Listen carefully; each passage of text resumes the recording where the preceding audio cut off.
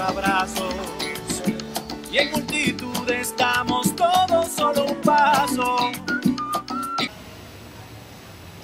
Bienvenidos a nuestro programa, su programa Entre Ustedes y Nosotros, donde estaremos hablando sobre el conflicto del Esequibo a 120 años del despojo de nuestras riquezas. En este programa Entre Ustedes y Nosotros estaremos los siguientes comunicadores populares: Leida Niño, administradora, integrante del Poder Popular. José Domador, de profesión ebanista, comunicador popular, habitante de la parroquia La Vega. Johnny Silva, comunicador social e investigador popular. Luis Acevedo, profesión administrador del Poder Popular de la parroquia La Vega, comunero. Para comenzar a hablar y a conocer el conflicto del Esequibo, tenemos aquí a nuestro compañero José Domador. Indudablemente que para quienes no somos historiadores, hablar de este tema pasaría entonces por tocar algunas fechas que consideramos puntuales. Comenzaríamos entonces con la fecha en que comienza la invasión a América por parte del Imperio Español, el 12 de octubre de 1492. Llegada de Colón, su primer viaje. 2 años después, en 1494, se firma el Tratado de Tordesillas, que establecía los límites entre España y Portugal. Situándonos más en la historia, un poquito más adelante, el tercer viaje de Colón, 1498, Colón avista el territorio que se conoce como Amacuro y, bordeando la geografía, llegan al río Esequibo, el cual es divisado por Juan Esquivel. Dicen los historiadores que es debido a su nombre o en honor a este navegante que se le da el nombre de Esequibo.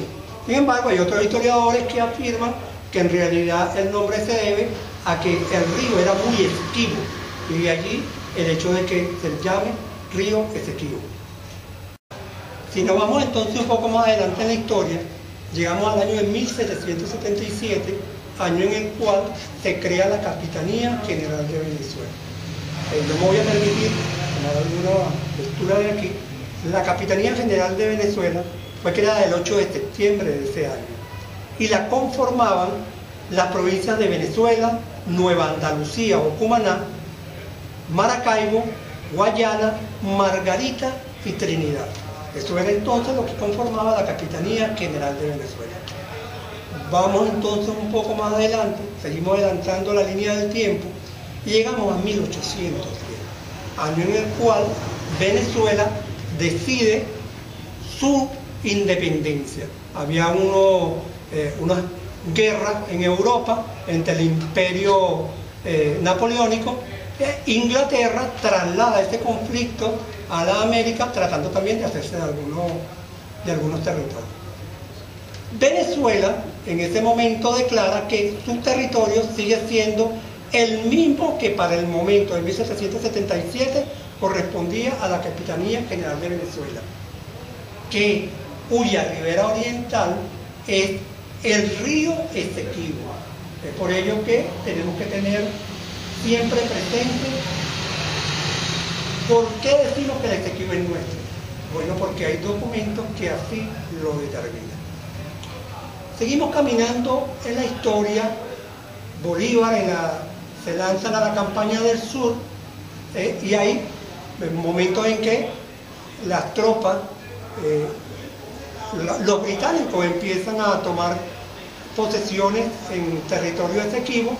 Bolívar, a través de sus representantes, manda comunicaciones de protesta contra esas ocupaciones, las cuales el Imperio Británico reconoce en su momento.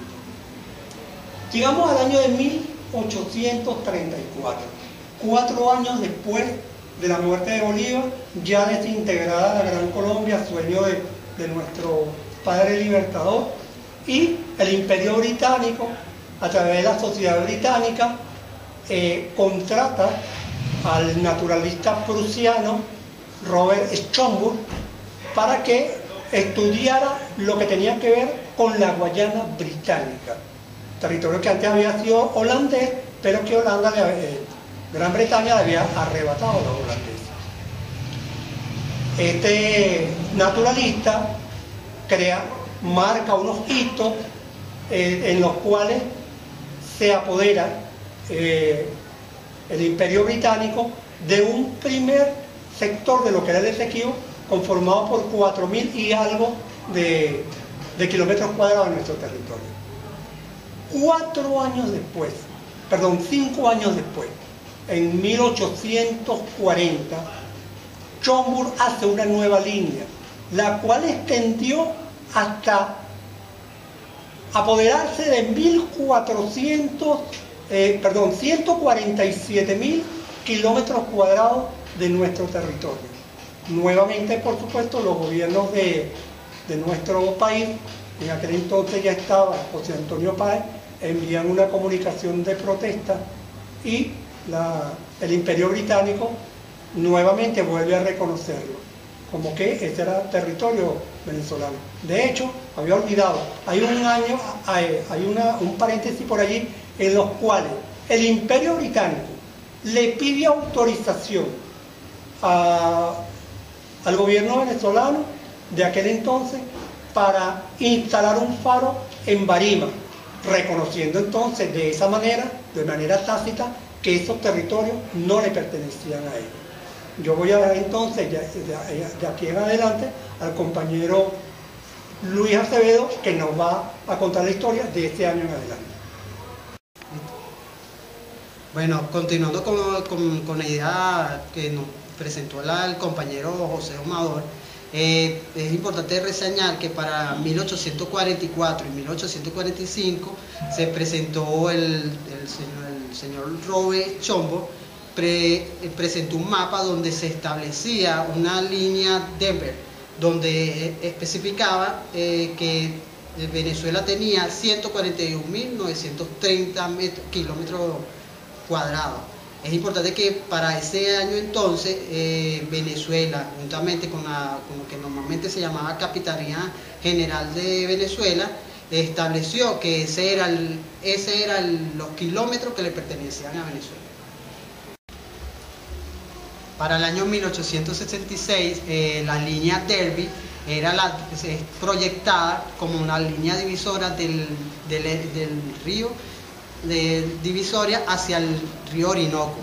Para 1876, el ministro de Exterior de Venezuela, Eduardo Calo, es el que se encarga de hacer una nota larga, explicativa, dirigida al conde de la Gran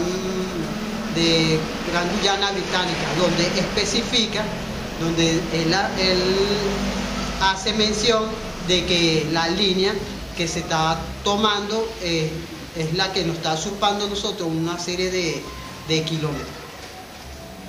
En el año 1881 se establece la línea Gravilla, que esta línea desplazó la línea hacia el mar del occidente, usurpando 167.930 kilómetros de la línea que se había trazado. Para el año 1887, Gran Bretaña publicó otro mapa, esta vez donde especifica que el recorte de 168 kilómetros cuadrados de la línea.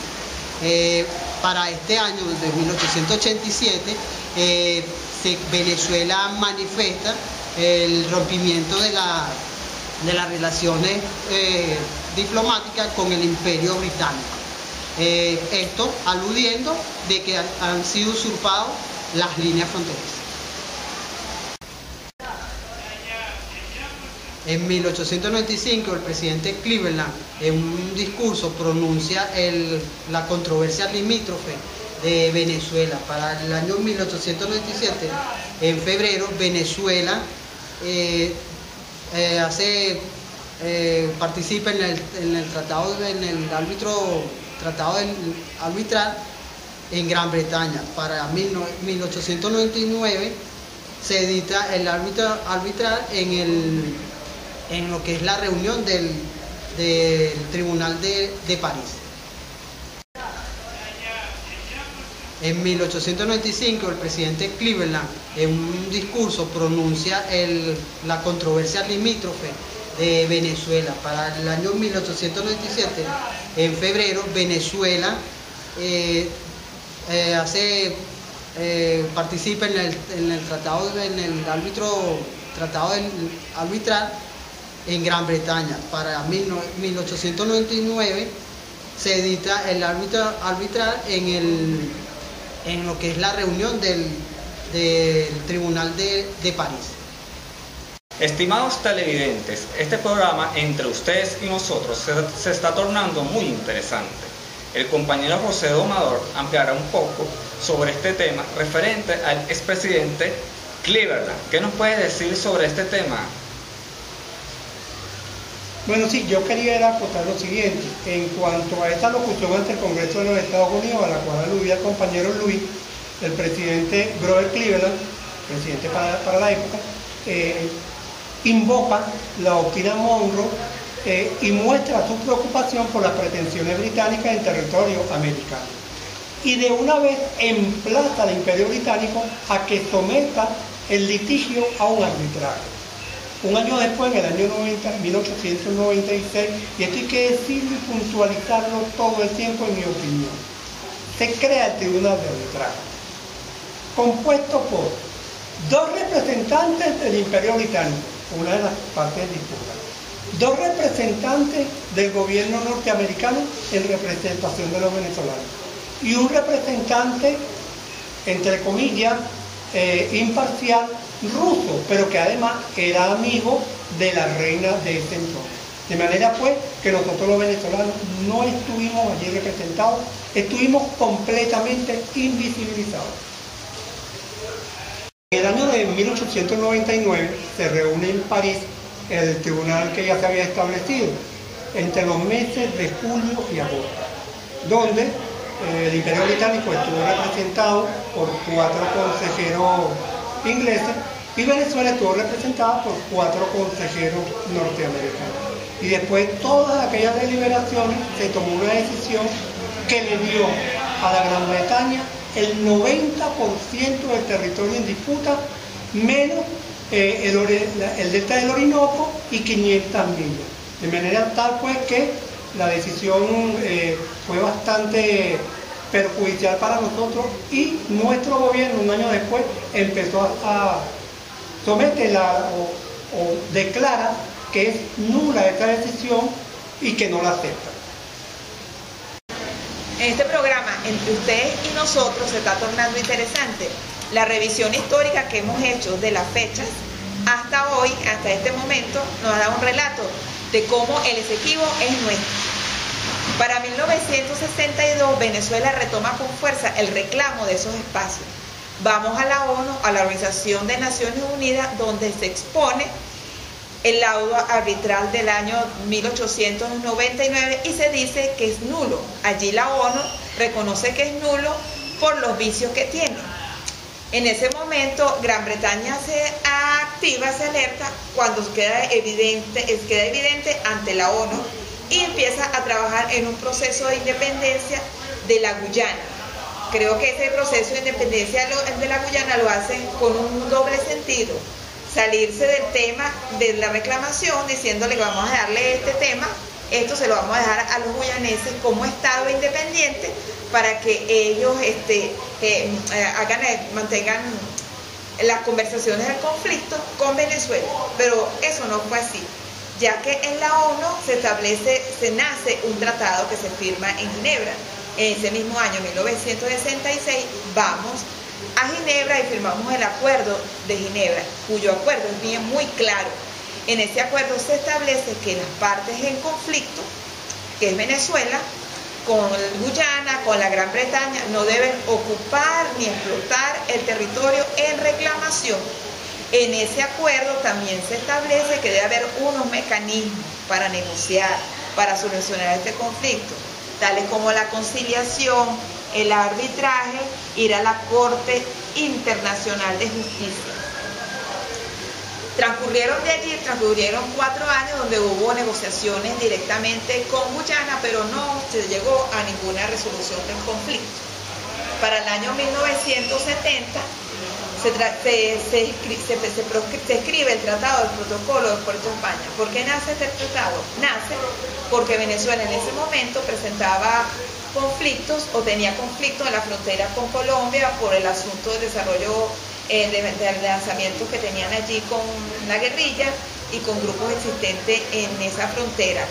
Y Guyana, ya estado naciente, crea un pequeño enfrentamiento por orillas del Esequibo, donde tenemos una isla llamada Anacoco, en cuya isla hay una guarnición de la Guardia Nacional, que hace la gente de Guyana, sus grupos militares, ellos llegan hasta este espacio que es nuestro territorio y lo sabotean, pues le queman la bandera, queman allí una escuela que tenemos en un río que se llama Venamo, o sea, buscando como aquello como conflicto. Entonces, ¿qué ocurre? Ese protocolo del Puerto España se firma por 12 años. 12 años se paran las negociaciones con el fin de retomar esas negociaciones en un clima con mayor paz, donde haya mejores condiciones. En 1982 se terminan los 12 años de pausa en el conflicto de Guyana. A partir de ese año vamos otra vez a la ONU, con Guyana, con la Gran Bretaña, y se establece el mecanismo del buen oficiante. Tuvimos 3 buenos oficiantes. El último fallece en el año 2014, me permito leer el nombre, él se llamaba Norman Gilban, cuyo buen oficiante trató de hacer mesas de trabajo con las partes en conflicto. En el transcurso de estos años hay un año muy importante allí. En el año 2007 Venezuela saca a la ExxonMobil de aquí porque Venezuela ya tiene establecido las nuevas leyes de hidrocarburos. La ExxonMobil no quiso ajustarse derecho a ese nuevo reglamento y se va. ¿Qué ocurre? Para el 2014 ellos demandan, en el 2007 demandan a Venezuela, la ExxonMobil. Para el 2014 Venezuela gana la demanda. En el 2015 ocurre algo bien importante con la ExxonMobil. La ExxonMobil empieza a explorar el mar territorial.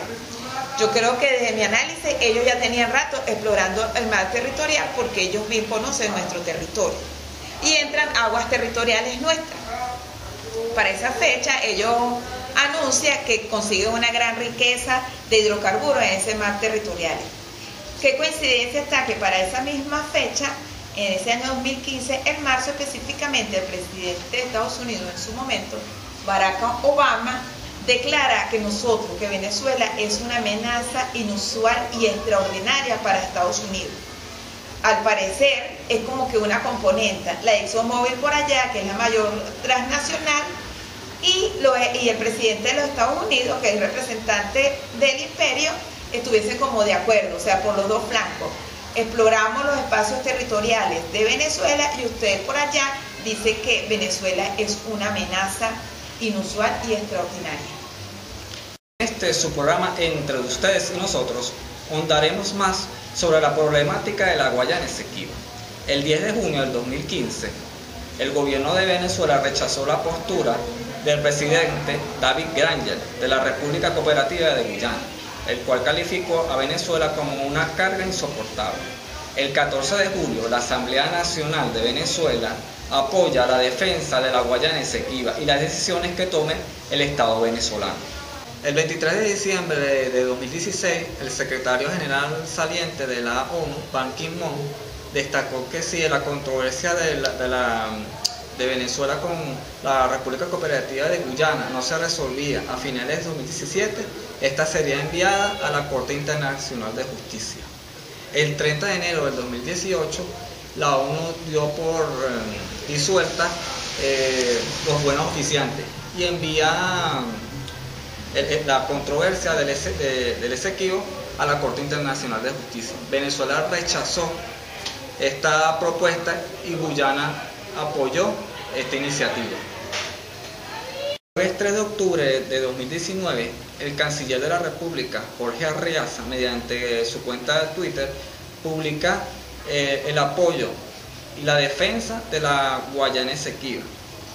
La República Cooperativa de Guyana sigue insistiendo en que la Corte Internacional de Justicia valide el laudo arbitral de París de 1899, el cual nos despojó a nosotros de nuestro querido Esequibo. En esta revisión histórica que hemos hecho en el programa Entre Ustedes y Nosotros, creemos necesario hacer algunas recomendaciones para el público general y para todo aquel venezolano que esté interesado en conocer qué es el Esequibo. Una de esas recomendaciones sería nacionalizar a los esequibanos. Bueno, yo creo que también es importante que se enseñe con más preeminencia cuál es el río Esequibo. Porque cuando nace la Capitanía General de Venezuela, que extiende los límites de la misma hasta la maresma oriental del río, ya se establece allí cuál era esta geografía. Si podemos ubicar en el mapa, allí se nota cuál es este río Esequibo. Esto dividía lo que era la parte de la Capitanía General de Venezuela y lo que correspondía a Holanda, porque para este momento este territorio se considera como Guyana holandesa. Entonces es necesario que tengamos claro que este río era precisamente lo que limitaba por su zona oriental nuestro territorio.